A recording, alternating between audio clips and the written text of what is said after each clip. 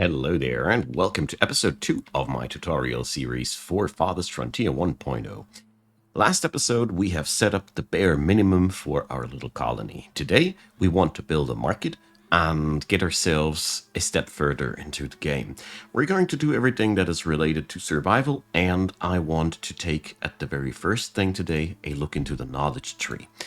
There will be a couple of things that we need to do until we can build the market. Most importantly right now, winter is upon us.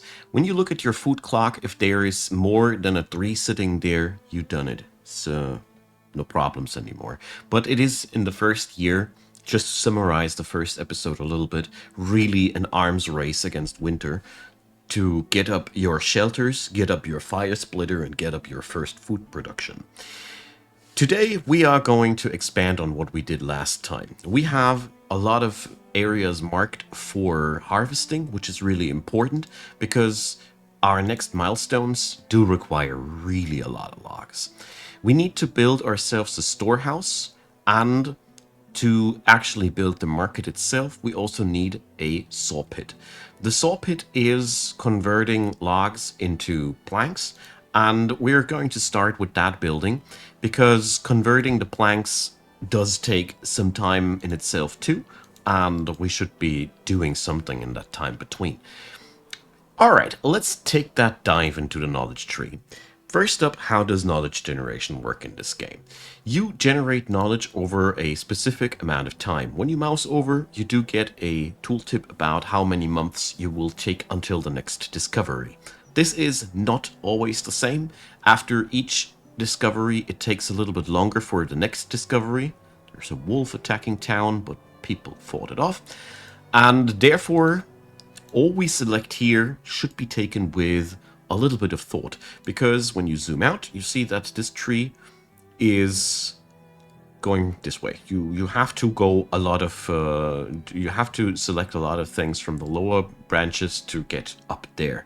It's divided into several segments. Some of them give us a lot of or a lot of them give us passive bonuses, and a couple of them even unlock whole industries. So there's really a lot to tackle in that. We're going to go over that here again. But the first thing that I want to pick up, which I always find to be one of the more useful things, that is increasing our basic knowledge generation. You know, when we have a system where we need to work our way up, it's at the very beginning the best moment to just start the journey. Some smart person in the comment section also mentioned that the resource thingy I set up here can be improved. I agree with that. It's much more efficient when we set up the minimum threshold not so close to the maximum threshold, because this way our worker can actually do some other things in the time between. Thanks for that. Little oversight from me. I always appreciate those little corrections. Okay, so the saw pit now is up and running, and when we look up here, we have enough laborers to get some more things going. We need to harvest a lot of trees, so I'm pressing H to check it back up to that. We are good on that. I'm just selecting a couple more of these here because, you know, we need a lot of lumber. Our city will remain hungry for a while. The root cellar now is done. This is something I also wanted to do in the previous episode. Once the root cellar is done, you can select your storage cart and uncheck the food section there. We need to upgrade the root cellar to have more barrels to reduce the spoilage, but I haven't found a certain tip yet, but I'm pretty sure that the root cellar itself already lowers spoilage. Dear comment section, do your magic if you know more than me. Now, the next thing we're going to order, obviously, is the storehouse. The storehouse is basically the same as your storage cart. As you can see here, the storage cart is accepting all manner of different items, partially equal to the root cellar, and this is where we will store pretty much everything. Once the storehouse is ready, you can uncheck the storage cart altogether, so your people won't be using that anymore. Or, well, you can also use it as a mobile warehouse. You can move that building wherever you want to. can use that for your outposts later down the road. We're going to be talking about that later when it's time for that. So, at this point of the game, all we can and will do is wait until time has passed, because we just need to wait out winter. As you can see here, nothing is getting done right now. In the winter season, there's always a short period of time where your people will just seek shelter and don't do anything except for, I guess, lighting up firewood and eating stuff. That means there's always a break in your your work time schedule, so that's something you really need to be aware of. So for the planks, we're going to set up a quota system here again. Here, same thing here, 50 to 100. You can, of course, adjust it to your own liking, or however you want to see it fit. Most important thing to note about the saw pit, it has 6 worker slots, and at this point, when we look at our city, it doesn't require that many laborers. We are going to go and add in, as soon as we have a couple of logs, a few more workers here, because we do need it. Anyways, so I will now fast forward here a little bit, and we just wait until the items here are built. Catch you there. Alright, so a part of the work is already done. I have taken the liberty of expanding our city a little bit and also picked up a new technology, namely cast iron blades, to increase the tree felling speed, because honestly, in the early game, it's all about that. We are going to set up the blueprint for the market now. It might need more planks than we currently have, but it doesn't matter, we can start building that one already. So when you set up the market, you can see already it has this yellow circle around it. And if you pay close attention, the desirability of the plots around the market does increase. The market is doubling down as a distribution point for your houses, and at the same time increases the value of living around itself. I've also taken a couple of extra workers here to make sure that we're getting those planks sawed down, and I have also built yet another forager's shack because a couple of people have migrated freshly into town, and if I've learned one thing about this game, you will constantly benefit from expanding your food production non-stop, because that is just something that you want to do. We're currently spending most of our laborers. That's very good. This is, to me personally, as it should be. You always should try to get your laborer force working, because, you know, if we have a lot of workers and nobody is really, how to put it, that road is not behaving as I wanted to. If you have too many workers and they're not employed, they're basically just lingering around and waiting for something to do, and that is not really productive for your city. So checking back on this screen, I always found it extremely helpful to notice where I need to work. So here, this screen, if you don't feel ready for a sudden impact of more people, or if you don't feel like you need a couple of workers right here, right now, most of the time it's actually smarter to not accept people. Your food clock is a very, very sensible thing. You will have so quickly problems if you are not careful, and all in all, we want to make sure, let's make it. See, I have here now the planks I need. I unemployed them. We want to make sure that our food income is always the first thing that's measuring out. And yeah, if you just have a big amount of people, if you have just a big amount of food to spend, absolutely pick up those people. But if you're feeling uneasy about the prospect of picking up and feeding more people, that is just everything you need to know, and then you should absolutely not pick them up. It's pretty easy, because sudden spikes of growth in this game can quickly be just more problems than anything else. Speaking about which, we should absolutely already set up a little bit of a graveyard here. Can we make it like this? No.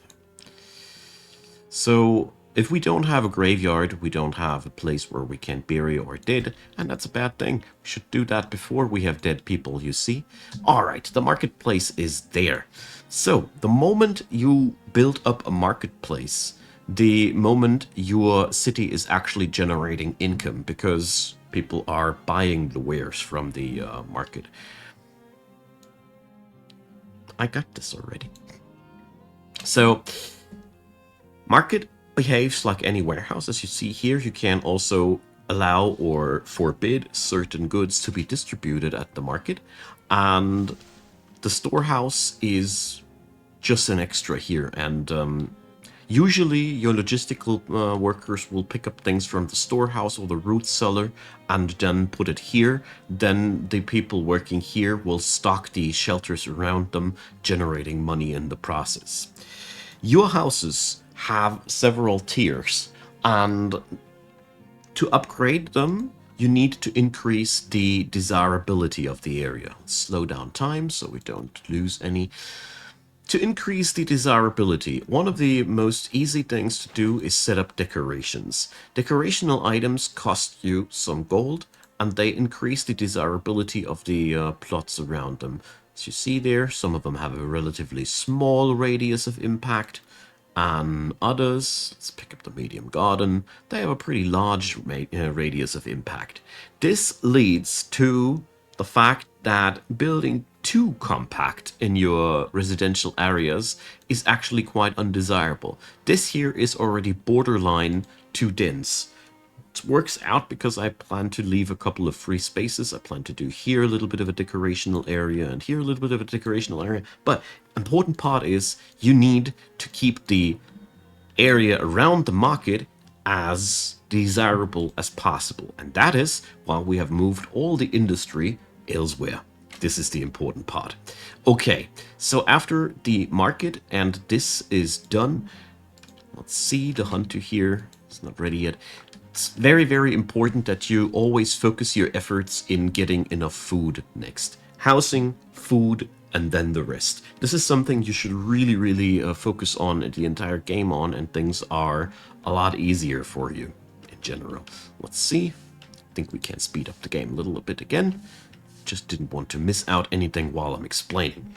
Altogether, Farthest Frontier is a relatively slow game. I do wait quite often while doing things.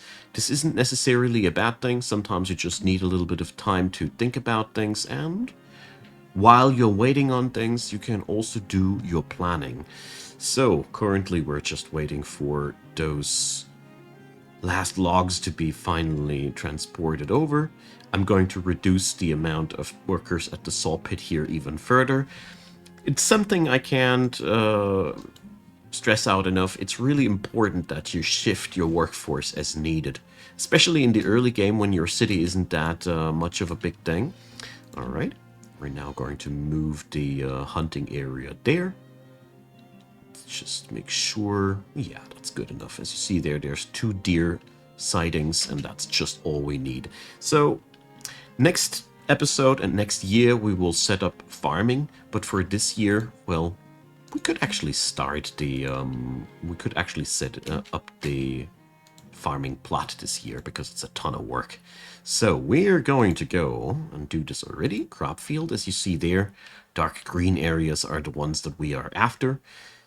The minimal size of a plot is 5 on 5, and I strongly recommend to go for a minimum sized field at the beginning because, geez, is that a lot of work to get one down. Therefore, it's actually really smart to start out small and then work your way up.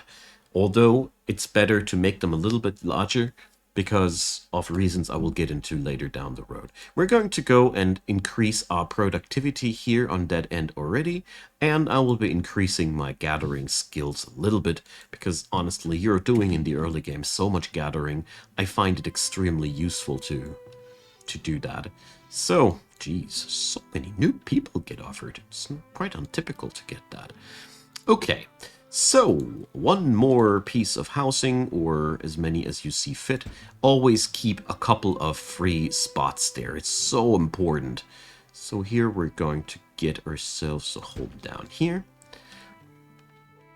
And let's say this looks quite good, no? All right. So your next step that you need to get done after acquiring the food production that you need is to solidify your economy in a way that you can sustain yourself, basically indefinitely, and upgrade your homestead afterwards. The upgrade of the homestead does require a substantial amount of resources, at least for your early settling time, but it should not be your main focus as of yet. What's way more important is to bring up the other buildings that we have unlocked with the building of the market. We can now process the products of our hunters. The tannery does that, and the cobbler shop. You can here get yourself clothing and shoes out of these. The Fletcher building, we do require that to keep our archers shooting. The basket shop is optional. If you have the material, the willow around, it's really worth it.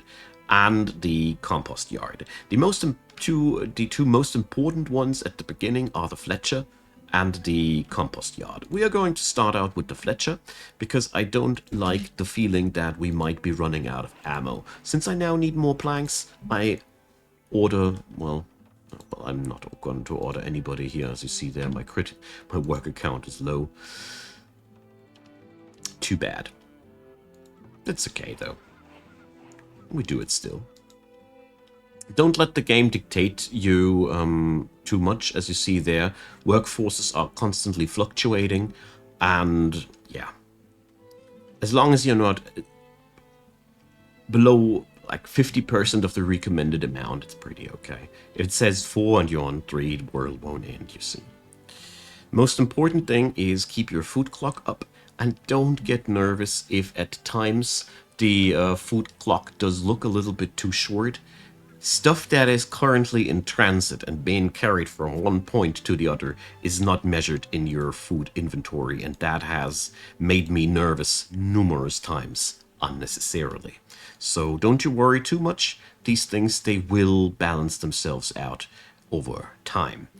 Alright, so after this bad boy here is done, we're going to set up the Fletcher here like we did the others. We're going to set minimum quotas. Let's say we want 100 arrows minimum and 150 tops. And we want a minimum of 3 bows and a tops of 4 bows. Here I leave it quite narrow because we don't need a big stockpile of that. And timber is a constant bottleneck of ours. So when we hold down left shift and select and do that, we deselect things. I don't want to chop away that forest north of me. I want to remove the trees here.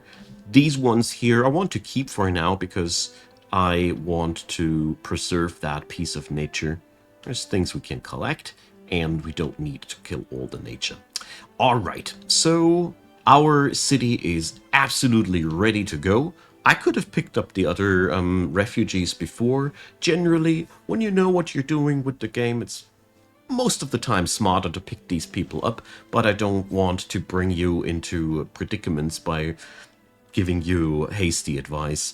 Grow carefully, it's way smarter in games like these. Okay, so I'll leave it at this point for today's episode. In the next one, we are going to cover farming and the rest of the industries that are necessary. I think I will skip ahead through the winter. We have already seen that, and the winter is always the most rigid and inactive time of the year, and then we're going to go in the next episode into the rest of the things that we need to know. We can't even build the field during winter, so thanks for watching, you all. I really appreciate your time. Feel free to leave me your comments with questions and things you might want to add. I surely oversee here and there things. I do my best to make it as complete as possible, but with games like these, it's easy to miss out on something. Kudos to the comment section for being so awesome. Feel free to leave a like, leave a subscribe, consider donating to the channel via Ko-fi or YouTube channel memberships, whatever tickles your fancy. I'm very, very grateful for all the help that I get from you guys. And in that regard, I also want to say a big thanks for watching this video up until the very end. See you all next time.